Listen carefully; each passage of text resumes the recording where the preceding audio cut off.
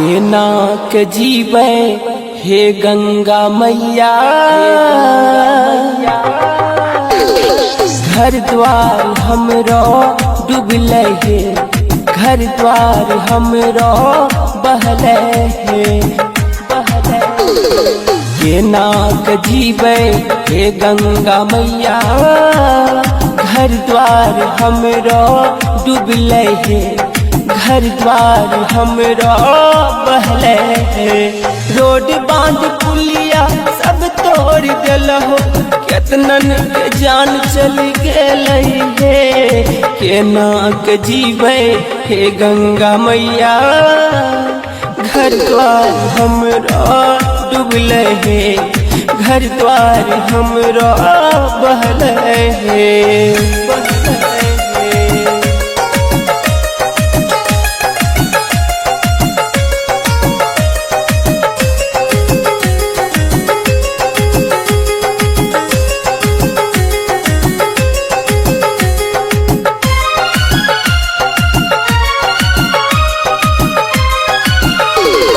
corona के मारल छै सब लोगबा, घर से बेघर करी दिल हो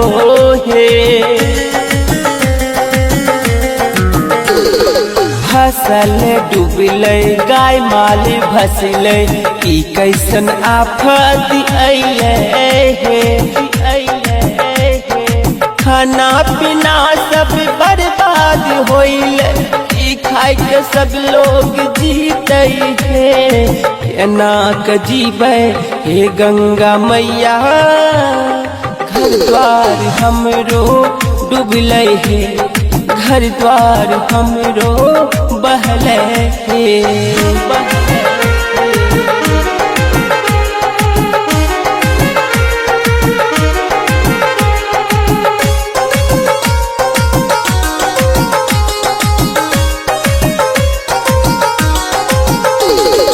आगे न हम मैया दुख सह पैभा, दया तो आपन दिखाब हे, गुलशन कुमार गीत लिखे छे मैया, इस्माइलपुर के देखी समस्या हे, विनती करे छी हो हे गंगा मैया, दुखबा के दूर हमरो कर दाहे, केना के जीवे हे गंगा मैया, घर द्वार हमरो डूबले हे, घर द्वार हमरो